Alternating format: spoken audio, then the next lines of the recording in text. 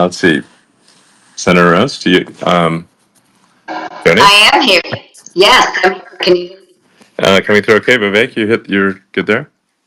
Yeah, I'm here. Can you? Cool. Excellent. Well, this is just spaces conversation. And it's not meant to be anything big or formal, just kind of an update. I've got little X here in the background. Um, and we can also take some questions about Mars and other things if people are interested. All right, we're talking to people on the internet. Um, so let's see. Well, first of all, it's obviously a tremendous honor to uh, be working on Doge, and for this to be something that President Trump recognizes as important enough to include in his inauguration speech. It's worth noting that both Doge and Mars were in the president's inauguration speech, which is very notable because there's a very limited amount of things you can talk about in that speech, and both government efficiency and Mars were major prominent elements of the inauguration speech and in the early executive orders as well. Meaning that President Trump takes improving government efficiency very seriously. Obviously, although it is a humorous name, ironically, I think Doge will have a very serious, very serious and significant impact on government waste and fraud and abuse, which is really astonishing in its scale and scope. Um, and Senator Ernst actually has been working on this for, I think, perhaps more than a decade. I think a long time, and has uncovered many crazy things. So that's why I invited her to speak, as well as Vivek has been thinking about this for a long time, and maybe there'll be some others that come along. But there's already been really tremendous progress. We've a rough estimate is that there's at least a few $1 billion a day of savings. Now that may sound like a lot, but when you're talking about a federal spending that's 7 trillion, it's actually we still need to do quite a bit better than we have thus far. Um, so yeah, well, let's see. With that, perhaps Senator Ernst, it'd be great for people to hear from you. I think not that many people have heard from you, and you've been spending more time on this than than we have, and it'd be great to hear your thoughts on government waste and efficiency, and things that could be better, or maybe some anecdotes about some of the crazy things you've seen. Hopefully, you can hear me. Hmm. Well, hmm. Oh, might have lost her, unfortunately. Um, let's see, Vivek, can you hear me? Yeah, I can hear you, man. You hear me? Yeah. Yeah. Well, welcome. Perhaps you'd like to say a few things.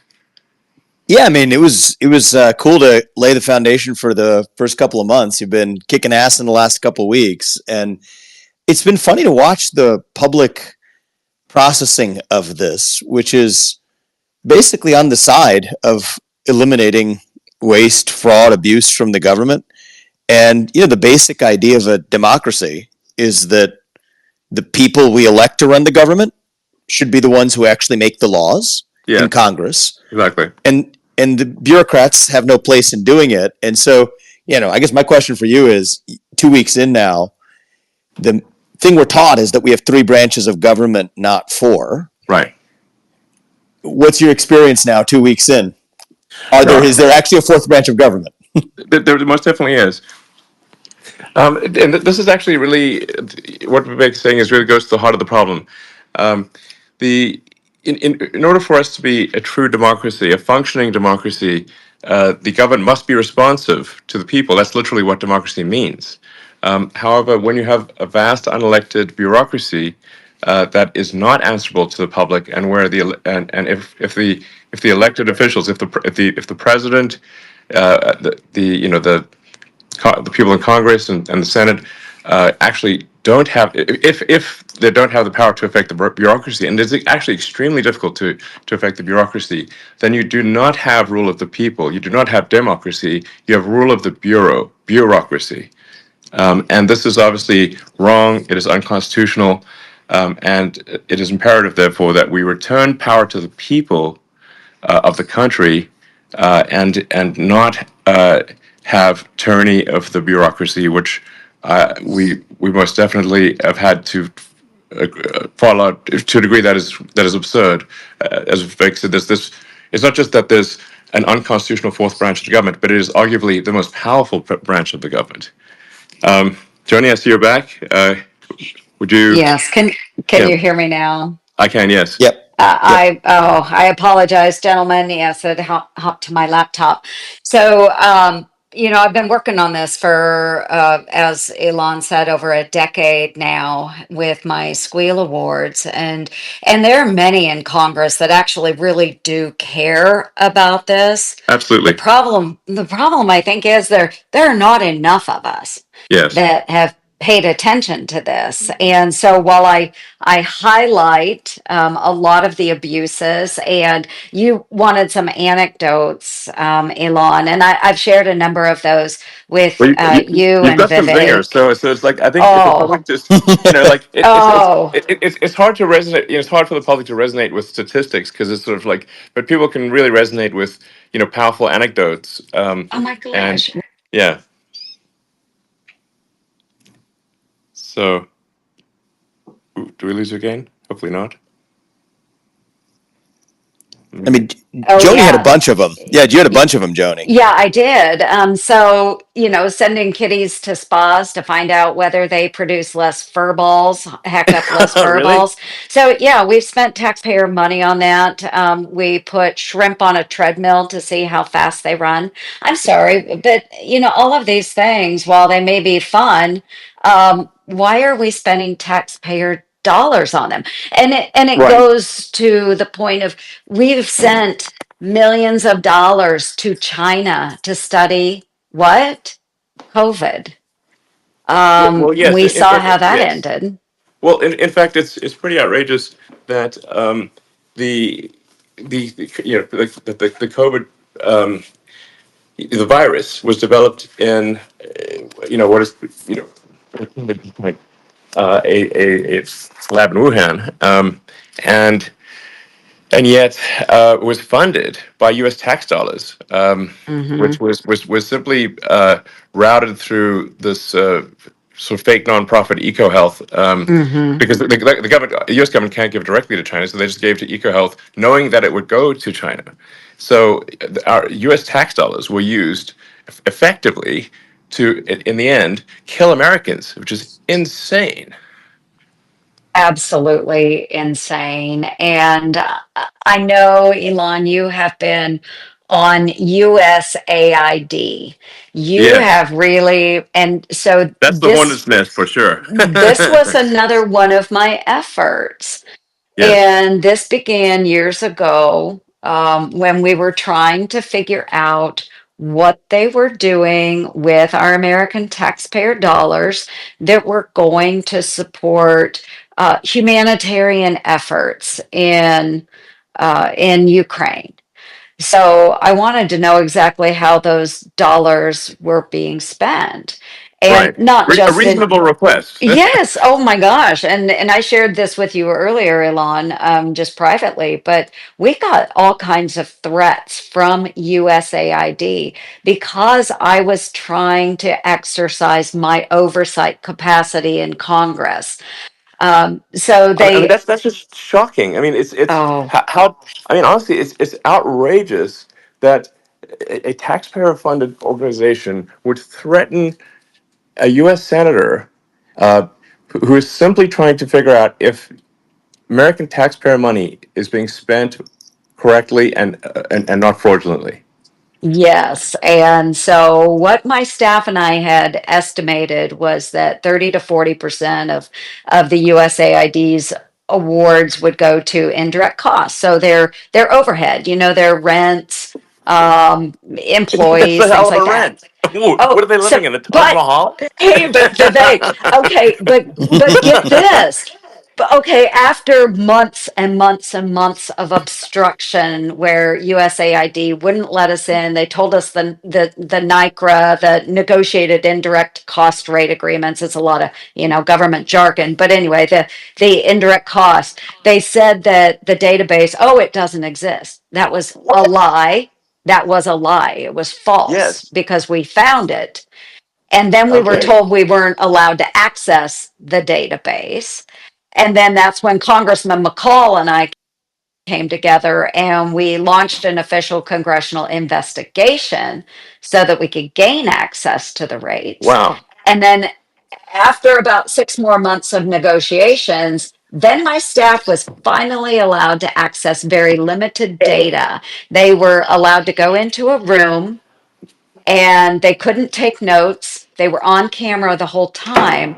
They couldn't remove any of the information. But what my staff found is you were laughing at that 30 to 40% because that is outrageous. That was understated. What? In some of the cases, the NICRA rates were upwards towards anywhere from 50 to 60%. And that doesn't include the cost for subcontractors, what the subcontractors were adding on. So this is the problem with USAID. And that's why, Elon, I'm with you on this Thank you. because so much of that taxpayer money is not even going to, we love to feel good about helping starving children and name your country, but it's not going there. It's It's not. going That's to a pay total lie. rents in Paris. Yes, It's exactly. going to support somebody's fancy dinner to 100%. entertain whoever. Yes. Yeah. Exactly. So, to be clear, in shutting down, which we're in the process of doing, shutting down USAID, the reason for that, as opposed to simply, trying to do some minor house cleaning, is that as we dug into USAID, it became apparent that what we have here is not an apple with a worm in it, but we have actually just a bowl of worms. And so at the point at which you don't merely, like, if you've got an apple and it's got a worm in it, maybe you can take the worm out. But if you've got actually just a bowl of worms, it's hopeless. And USID is a bowl of worms. Mm-hmm. There is no apple. And when there Mm-hmm. is no apple, you've just got to basically get rid of the whole thing. That is why No, it's got to agreed. go. You know, So, it's beyond repair. So yeah. But there's a well, solution to this, which is that let's say something's cut that the people of this country just demand needs to exist again. It can always be voted back into Exactly. existence It's via Senator Ernst and her colleagues. And 100%. Totally. the fact that that isn't going to happen reveals Exactly. exactly why many of these agencies, really, deletion is the only answer that's left. Well, mm, And yes. Well it's said, beyond Vivek. time to do That's it. exactly Yeah. right. If it turns out we really need such an organization in the future, we just create it. Problem solved. By the people. Yes, Yeah. by the people, answerable and answerable to the people and to the people's elected representatives. mhm. That is the way that government is supposed to work. That I agree, and more transparency. Yes, Sunshine is the best disinfectant out there. and they hate And sunshine. That tells you something. yes. So, we need to be able to exercise our oversight, and this is where we have been blocked so long in Congress. I mean, you can go onto my official website on the internet. Yep, You can look through my priorities, go to my squeal area. You can go back. I've got the last several years on there of efforts, whether it's USAID, NIH, the National yep, Institutes of Health, those taxpayer dollars that were going to China's Wuhan Institute of Virology. Um, SNAP overpayments through USDA and the states. yep, I mean, you name it. Just even uh, my back to work report, yep. the out of the office that we've talked so much about. Yes, And on day one, the president came in and said, "Hey, everybody back to work." yeah. I don't think most Americans understand that only 6% of our federal workforce shows up to work in the office every single day. Only 6%. Yes, And absolutely. It's truly insane. In fact, one of the most insane things I've seen was that I was speaking with the hopefully our soon to be Attorney General Pam Bondi, and she was telling me that the U.S. engraving is actually, I guess, which used to be the U.S. Mint, which is actually a building that is an historic building, actually a beautiful building, it's here in D.C. and the windows are all broken and has turned into a homeless encampment.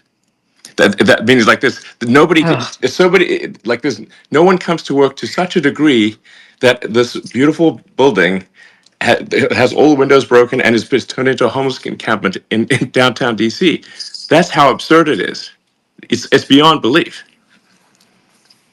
yeah, and that's why so many of these buildings, if we could repopulate them, that would be great. And that Yes, way we can have oversight and make sure employees are doing what they're supposed to do. I'm going to hammer on USAID one more time. absolutely. Well, they Um, deserve it. so we talk about the locality pay abuse, and that's what happens when people aren't working in the office. What they're doing in DC, and not everyone. I don't want to accuse every Sure. federal worker of being a bad actor, but I have seen so many examples of this. We had a USAID employee that was falsely using an office supply retailer's mailing address. Think like Yes. Staples and places like that, using that address in Virginia to defraud the taxpayers by claiming higher Washington, DC locality pay, but they were actually living in another state full time. And they had the full knowledge and assistance of their supervisor in pulling off this scam. And Wow. then the Okay. and then the IG, the USAID IG, blew off my request for an investigation. What did they give? That seems complete. I mean, how can they do that? This is They can. how And can they do see, this? That's this is the problem we have, is that there are checks and balances in place where we can write letters all day and we can request IG oversight. But if that IG says, I'm not going to investigate, I'm not interested, I, as a United States Senator, don't have the power to force them to do it. And this is why I'm so excited that we have Doge and that we have a president that's willing to back yes, us up. absolutely. Um, so really, none of this could be done without the full support of the president. And with regard to the USAID stuff, I went over it with him, in detail, and he agreed with that we should shut it down. I mean, that's I want to be clear. That's you know, I actually checked with him a few times. Said, are you sure? I'm like, yes. And so we're shutting it down. Um, and yeah, it's also incredibly politically partisan, and has been supporting radical left causes throughout the world, including things that are anti-American, which is insane. Right. And that's why, there are probably some arguments to be made about what could be important work that falls under USAID. But the Hmm. fact of the matter is that it has been overshadowed by these Yes, bad actors. yes, So if there are truly good pro-American programs, then let's move them to the State Department. exactly, Let's make sure we have proper oversight. exactly. Let's make sure that when senators and congressmen are asking for documents, that they provide them in a timely manner. Yes. Let's make sure the IGs are upfront and honest and wanting to be the watchdog over the agencies that they are charged with. I mean, this is not rocket scientist, and Yes. you're a rocket scientist, But Elon. this is simply common sense, and being responsive to the electorate. Um, and that's you just can't have these sort of institutions which are taking lots of taxpayer money, but then are not answerable to elected representatives of the public. then they're totally disconnected. So I call it like we must move away from rule of the bureau to rule of the people, demos. Mm-hmm. And I would say I'm hopeful that some of this creates momentum, Joni, Yes. with Mm-hmm. senators, with some of your colleagues as well in passing the REINS Act, right? I mean, half of this is decades of Congress effectively just punting off the responsibility to avoid accountability. Not you, but many of your colleagues over the years. And hopefully, if this is a catalyst to say Congress and the Senate say we take the lawmaking power back to the elected representatives of the people, and get the kinds of things done that haven't gotten done for years, like the REINS Act and other mechanisms to say lawmaking power comes back to Congress. I think that could be one of the best things to come out of all of this. I'm hopeful that happens this time. I know you're supportive. Yeah. Yeah, I mean, like fundamentally, there's got to be a feedback loop to the people. You can't have these organizations that are just disconnected from the will of the people. Like I said, you just fundamentally do not have a democracy in that situation. You have tyranny of the bureaucracy, which is just inappropriate and needs to end.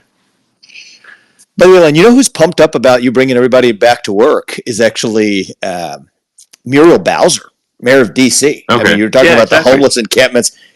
I talked to her maybe last month or month and a half ago, and that's a Democrat. Doesn't matter. It's basically the base principle of A, self-governance, and B, saving money and making sure that our buildings aren't being infested by homeless invasion, but instead is actually creating a thriving capital. I think is shockingly a bipartisan idea if we give people the permission to come out as Democrats and say those things make sense, which I think we're seeing some of, which I think is cool. No, you're absolutely right. The lack of people showing up for work in DC has actually made DC look like a ghost town. In fact, I mean, parts of DC, it looks kind of post-apocalyptic in parts of DC because once people start coming to work, then the restaurants close down, then the stores close down, and then you just have boarded up stores and restaurants. And it destroys the small businesses in downtown DC. So, yeah, and there's a reason why people come to work and are more effective and more collaborative in one place. We're sort of rediscovering, why do you have offices? Oh, it turns out there's a reason. So. And the president has made his will clear. Like return to work. That's it. End of story. So. I think the first 2 weeks has been pretty massive. Yes. And if it continues at that rate, I mean, even if you think about one of the big economic questions right now is the 10-year Treasury rates, right? They're going up. Bond markets don't like our national debt. If this is the pace of what cutting looks like presented in a coherent plan, I'm hopeful that bond investors and credit investors in the U.S. government debt can at least say, okay, this is positive progress, which actually will bring down not only the costs that you're cutting directly, but also our interest rate costs. Yes. And I think that's really when we hit a virtuous cycle here, which I think could happen soon.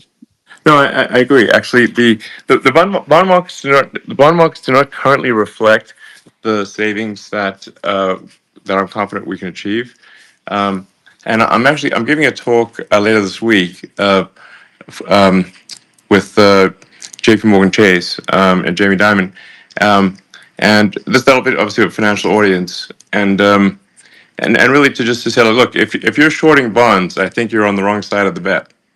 Yeah, I mean, it's basically seriously. Yeah. It's like really like basically the bond.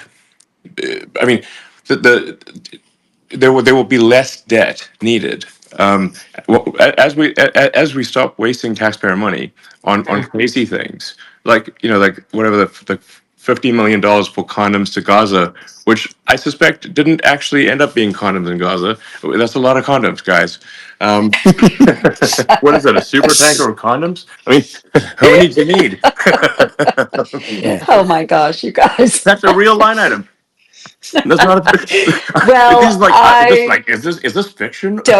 I don't doubt that that we did have those items going to Gaza.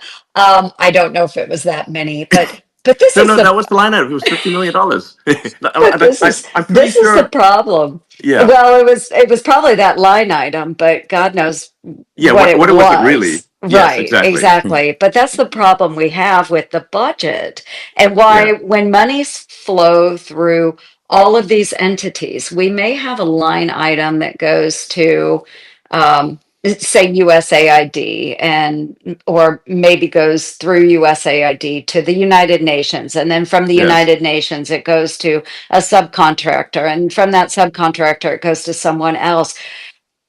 It is a nightmare trying to follow that money and to yes, understand what it's actually being used for. So again, going back to the transparency, we need to make sure that we have our eyes on it and that it's easily accessible. And maybe yes. not just by members of Congress, but also the public as well. I agree. It should be if it's public money being spent, it should be in full view of the public. But when they want to hide the stuff, frankly it is the reality is because there's massive fraud and abuse. That's the reality. Mhm. Nobody needs to hide something unless they have something to hide. Once in a while you've got something that's say an intelligence operation or like that actually needs to be classified, but that's the rare Right. situation. That's a tiny fraction of expenditures. The vast majority of these things, it's unfortunately a tremendous amount of fraud and abuse. Now, and what the reason that is so extreme with the federal government is that the checks never bounce for the federal government. Okay, so the federal government can always make more money. And the problem is that in doing so, that's what creates inflation.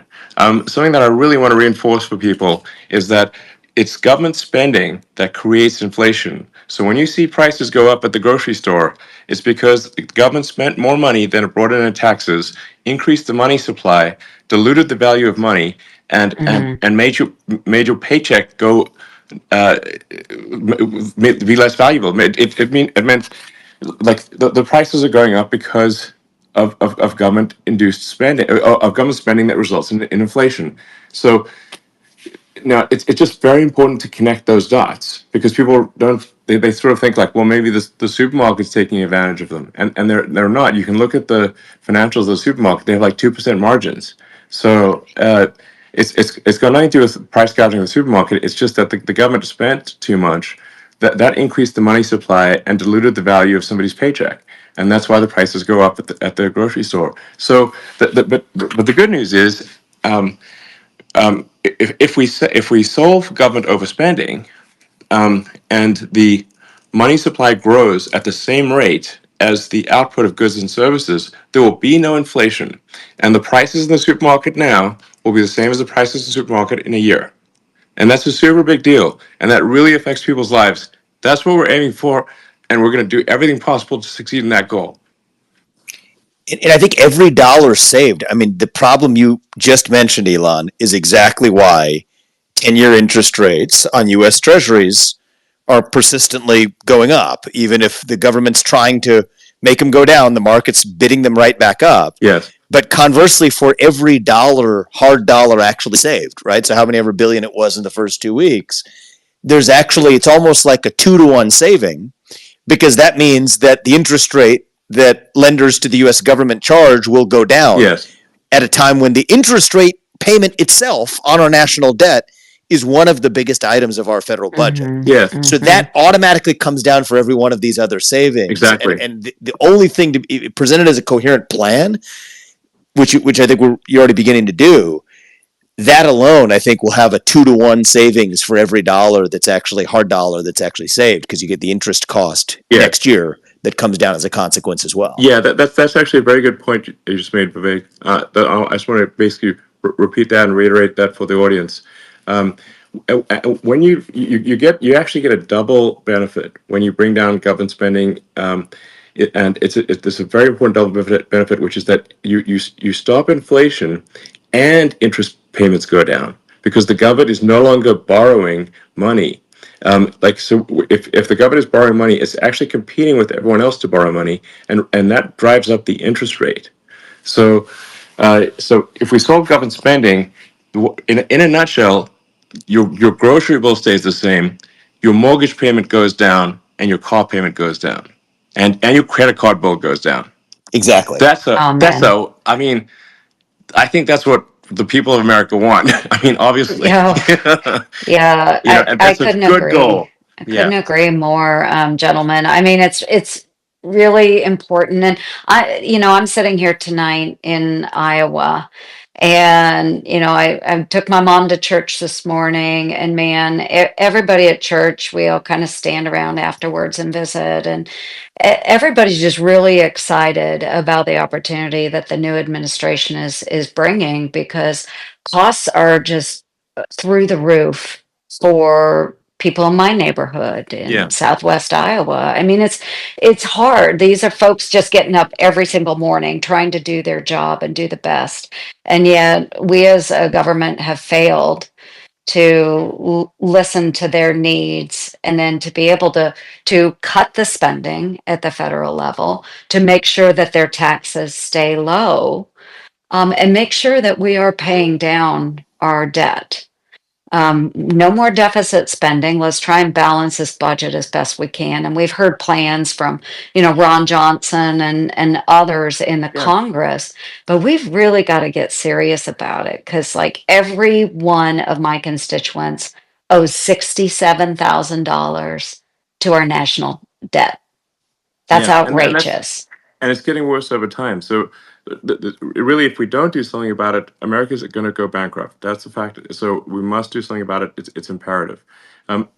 Senator Mike Lee, I see you've joined. Would you like to add something to this conversation? I know you've got some great stuff as well to talk about. Yeah, I'd love to. Thanks so much for the invitation. Look, I see this as an inflection point. Every 75 to 90 years in Anglo American history, we've seen a major upheaval. We had one in 1776, another one in 1861, another one in 1937. 2025, Yeah. we're due for one. And I think that's going to be the Doge revolution. And I think it has to be about much more than just the individualized, wasteful spending Yes. pet projects. At the core of all this is a fundamental ailment, which is that we've misconstrued the purpose of the United Yes. States government. It's supposed to be about just a small handful of things: weights and Totally. measures, trademarks, copyrights, and patents, regulating interstate and Exactly. foreign commerce, and Yeah, no, war. no. I That's mean, it. the founders of the country You know, would blow their minds that that the federal government has gotten so gigantic and is interfering with people's lives in so many ways. that's exactly right. And then we've compounded the problem once we lost track of what the federal government's Yes. purpose is. We put the wrong branch in charge of the wrong responsibilities. We've been making most of our law, 100,000 pages a year, through the executive branch, which the Constitution says you Right. can't do. It says you cannot make a federal law unless you go through both houses of Congress and then give it to the Yes. president. So we've destroyed federalism and separation of powers. I think for Doge to succeed, we have to restore both of Absolutely. those. In my view, the best way to start is by passing the REINS Act, which Hmm. would require Congress to enact those laws. And I think to get that Yeah. passed this year, we've got to attach it to the debt ceiling bill. I Sounds good posted to on me. that on my Base Mike Lee I account mean, on X today. I absolutely agree with you 100%. I mean, what you're saying is just absolutely true. Um, there's vast amounts of federal regulation, which are de facto laws that are created.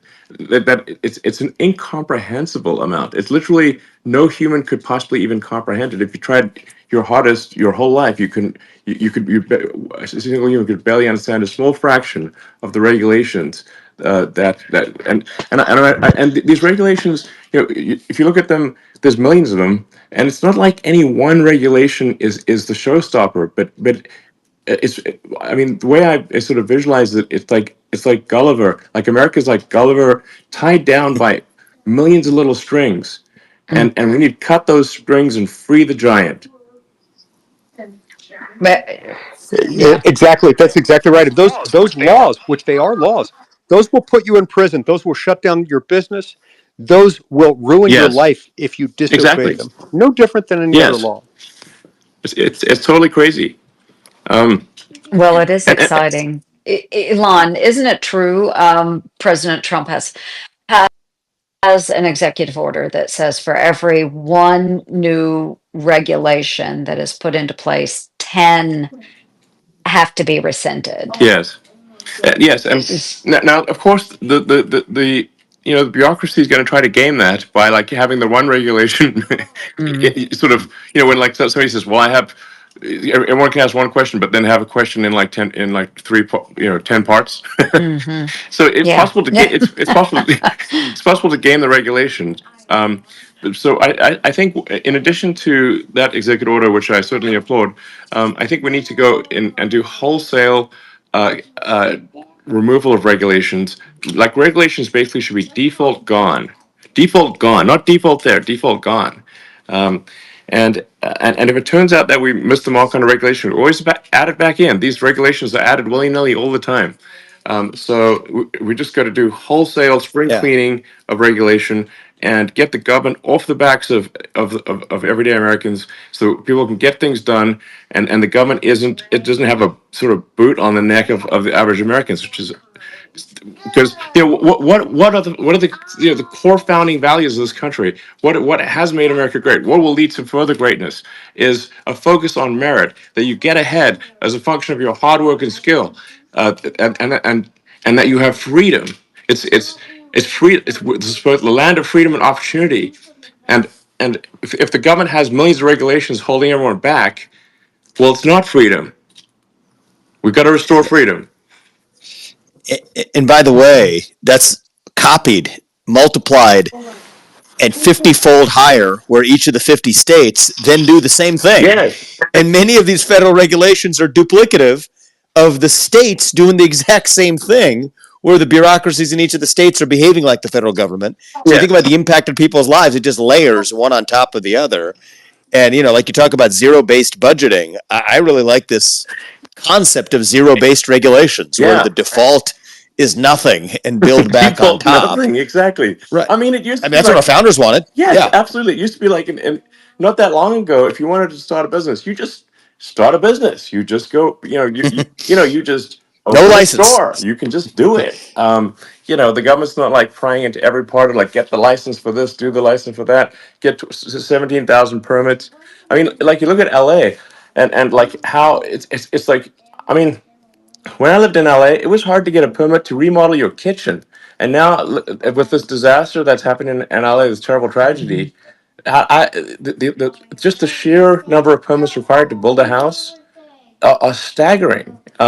Basically, they've made it illegal. So, like, but we got to start somewhere on the regulatory front, and certainly, at least if we address federal regulation, then people can choose to from one state to another and still remain in America, and move to the state that has less regulation, where the government is less, gives you more freedom, and you've got that competition between states. You've got that federal system that was meant to be the case. That was how the country was created. Like, let the states compete, and then if your state is is is is being oppressive, you can go to a neighboring state and live there. That's the whole idea. Federalism is the answer, no Yes. doubt. But you got two things going for us right now in the country that haven't happened in a long time. One is a willing president, Donald Trump, who actually Yes. believes everything that all four of us have just said, Exactly. which is a beautiful thing. Donald And Trump without that, it supports wouldn't him, be by the way. possible. Let me just say, Yeah. the more I've gotten to know President Trump, the more I like him. Frankly, I love the guy. He's great. Yeah, and So, he's full bore more than any president we've had since the creation of the administrative yes. state. So I think that's number one. And number two is, thanks to him, actually in his first term, you got a Supreme Court that 6-3 vehemently agrees with everything we've just said. Yes. And so I think it's possible Yes. now. In fact, It's actually possible. yes. In fact, if it's not possible now, it'll never be possible. This is our shot. This is the best hand of cards we're ever going to have. Mm-hmm. And if we don't take advantage of this best hand of cards, it's never going to happen. So we're going to do it. I agree. Now or never. Yeah, now or never. And I do think you're right, Vivek. I mean, with the first administration of President Trump, and kind of lessons learned through that administration and now in the second administration, the stage is set. And he knows how to aggressively tackle a lot of these issues that have plagued us for years. And folks ask me, oh, Trump's, first 100 days, what is that going to be like? And I'm like, forget the 100 days, folks. It's going to happen a lot faster than that. And he needs to continue to be aggressive. So, and we all know there's going to be bumps along the way. Of course there are, because we're moving at the speed of relevance here. But we've got to get in there and make an impact so that our constituents can actually see the benefit, because we've got a tough mid cycle or mid presidential year election coming up in 2026, and we cannot lose the House or the Senate, because then the president will be dead in the water. Yeah, but And absolutely. we just need to move out. Well, that's Move out. Yeah, I mean, I think that's really the people will judge the performance and whether actually we got things done and whether things were better off, and in 2 years. And I think if the people feel like, yeah, they're better off, the country's working better, they feel like there's the reward for hard work is there. That their paychecks going further than it used to. That their standard of living is better. Their mortgage is lower. The credit card bills are lower. The prices at the stores are the same. They haven't risen dramatically. Then I think there's no problem. We will win the next election. The people will reward that performance. So I think but that's what needs to happen. And if but I think if it does happen, there will be a Republican win in the midterms, and which is usually which is unusual. But I think if we make these goals happen, I think we'll actually have an increased majority in the House and Senate, and be able to continue to as the president would say, make America great and even greater. So, Love it. The case, the blanket that Elon, you and I have talked about this. Mike Lee, you and I have talked about this, but might as well just say it here as well. Is when in doubt, push it to the states, right? If there's some doubt about, okay, well, we're not sure about this regulation. You got a whole nuclear energy framework at the federal level. You have an entire one in each of the 50 states. Same thing for spending or some other program. Are people going to really suffer if this is taken away? Federalism is the answer. Just push it to the states. And, I think that's a big part of, obviously what I'm looking at doing next, but it's governors across the state, whatever, let them bear the load of what the federal government needed, because that's actually what the founders envisioned in the first place. I know, Mike, you've been a crusader for this since day one. No, that is right. That is the whole reason I ran for this job 15 years ago. The fact is, the people of our country are upset. They're upset about our government because it manages things poorly. And what a lot of people are starting to grasp is that it's not just a matter of changing from the red team to the blue team and back to the red team and making sure you've got better personnel in there, because better personnel won't make those same mistakes and won't fund the stupid studies about the drunk gerbils on a treadmill. Yeah. The point is, it's poorly run, because when the U.S. government is doing all kinds of things that it's not supposed to be doing, that should be left to the states or to the people, in the words of the 10th Amendment, it becomes very poor, very bad at doing a few things that it is supposed to do. You can't be good at running the Pentagon and at making sure that traffic lanes, lines of commerce are open, when you are doing all kinds of things that the federal government wasn't built to do. We're using it as the wrong tool. There are very few things that the federal government currently does that the federal government is itself uniquely equipped and constitutionally authorized to do. That's what we've got to get back to. And that's why this is going to be a painful, radical, transformational change in many circumstances. But it's going to be a huge relief to the American people.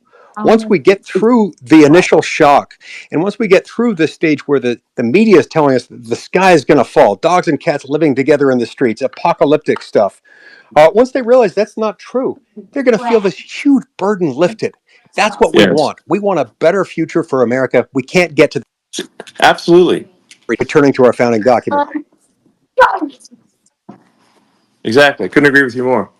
Um, and I'm actually pretty optimistic that we're going to make it happen. You know, I think it's going to happen. So the progress is good so far, and if it keeps accelerating, then I think it's going to be awesome. So, um, you know, but the cost of excess regulation on economic growth and prosperity is like really underestimated.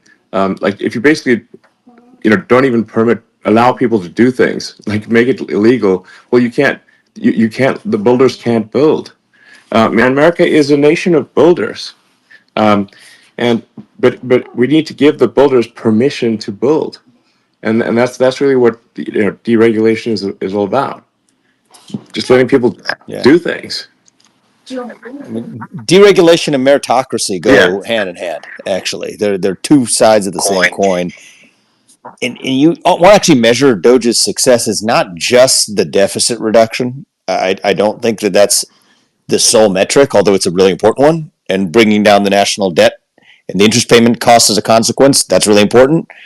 But actually, a lot of these benefits of delivering economic growth won't be measured in this year's deficit reduction, but will be measured in long run GDP growth, long run economic growth, long run prosperity of the country. Yeah. And I think that that's equally important, in my opinion. I'm optimistic that we'll see a material impact in FY26, which starts in October. A lot of the stuff, I think, we'll make significant gains in FY25, government financial year 25, which ends in September. And but I think that, like, we're the sort of metric we're tracking, sort of kind of startup style, or just, and we're going to be posting more and more detail on the Doge website, and Doge handle, on X, is just in, so people can see in detail, like, this is where we're seeing the delta in spending, between current spending and government financial year 25, or 26, which starts in October. And that number is really, we think it's at this point over $1 billion a day, maybe 2 billion, maybe approaching three. Um, and and and uh, I think we can. I think we can take $1 trillion out of the deficit next year. Like, obviously this is going to require, strong support from the president, but thus far we certainly have that, and also support of the Congress, and support, and also hopefully support from the judiciary as well. But but it's I mean, basically the goal in a nutshell is pretty straightforward. It's like we have a $2 trillion deficit, which is far in excess of economic growth. If we can get that deficit in half, from 2 trillion to 1 trillion, and we can get the economic growth to match that 1 trillion growth in the money supply, that means there will be no inflation, and also that interest rates will drop, credit card interest down, mortgage interest down, car payment interest down, and prices at the store stay the same. That is a great outcome for people, and I think Yeah. It's I amazing. think we can do Yeah. it. I think You we know, people can say it's too. unrealistic. No, Yeah. People say it's unrealistic. But the funniest part about this is just the hard number here. And the four of us here know the answer, but for people who are listening, it might be eye opening. Where, like, how much money did the federal government actually spend last year? Not the mumbo jumbo, not discretionary this and not, like, just like how much did the federal government spend last year? It was about 7 trillion. It was just under $7 trillion. How much did we spend in this, like, ancient time period known as 2019? Okay. Right, not that long ago. Like this year called 2019, not that long ago. We all kind of remember 2019. It was 4.5 trillion. It was less than 4.5, 4.45, about $4.5 trillion. That's $2.5 trillion right there. Yes. So if you just go back to 2019, Totally. that's $2.5 trillion. Exactly. Which is insane, actually, that they think that that's impossible. As 2019 was not that long ago. Right. And Precisely. it should be Precisely. And achievable. nobody thought that there was Right, an exactly. apocalyptic hellscape underway in Yeah, 2019. 2019 was pretty cool, actually. I I like think we can all 2019. remember Well, 2019 was not some nightmarish hellscape. Exactly. In fact, we got Yeah. along just and Mike, things were just fine in 2019.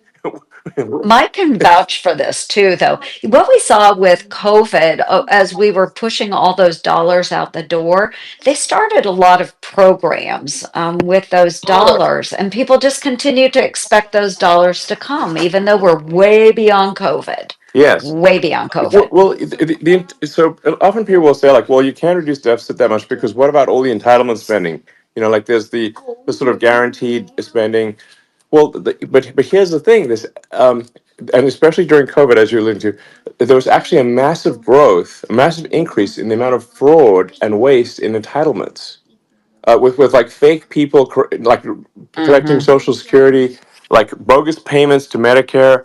The level of fraud is actually staggering, and it just cutting back on that. And by the way, it's not just even U.S. fraud rings. I don't know if people realize this, but there's the estimates I've seen are between 100 and 200 billion dollars in foreign fraud rings. There are professional foreign fraud rings operating that are taking somewhere between 100 and 200 billion dollars a year of U.S. taxpayer money out of the country.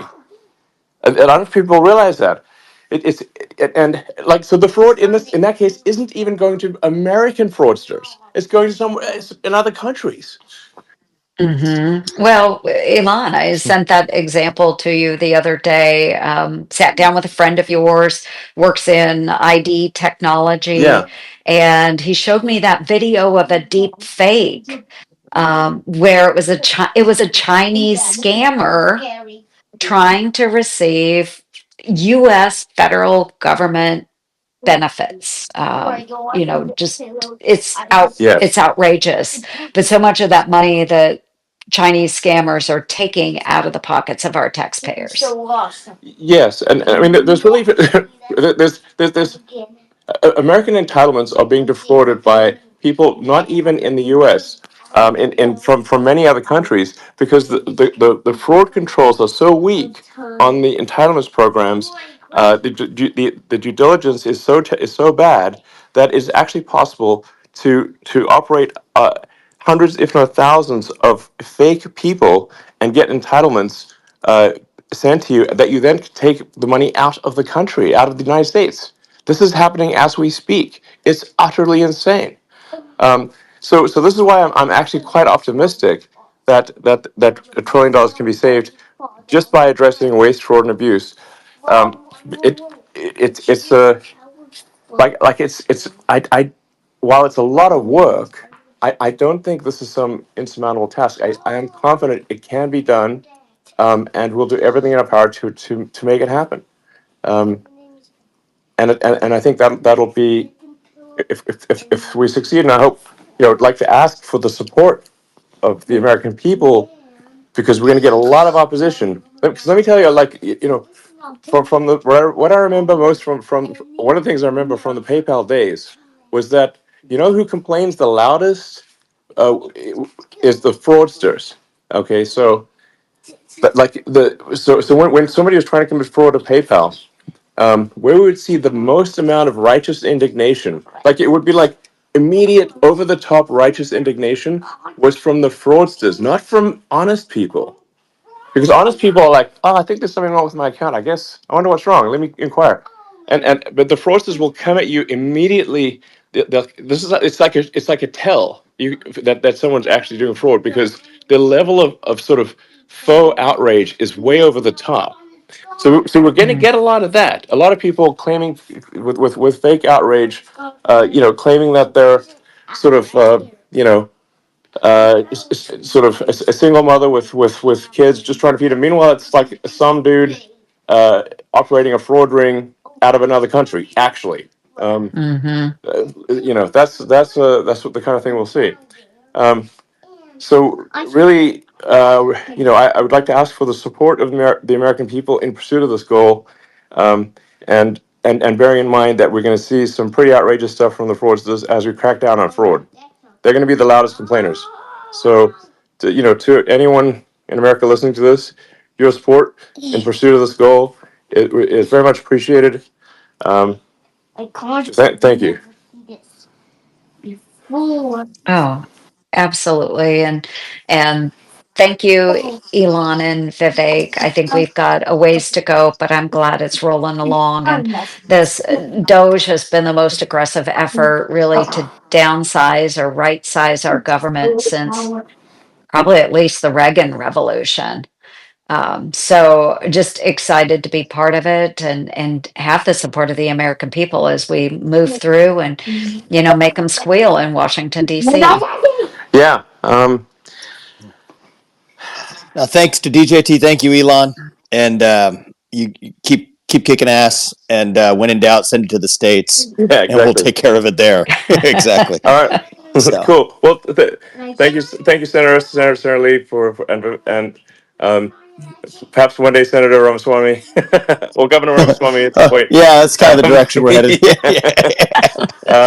And everyone who tuned in, once again, I'm asking for your support for Noble Goal, and please help in any way you can. Like sometimes it's like the small things that happen on the side that there's this sort of small thankless tasks that actually will result. Like Doge is going to win. Doge will win if millions of people support it in ways that I wouldn't even know how they supported it, but just that you did. And so thank you to the unknown soldier. Yeah, definitely. And hey, Elon, before we all break out of here, I do want to acknowledge I've founded the Senate Doge Caucus on my side of the rotunda.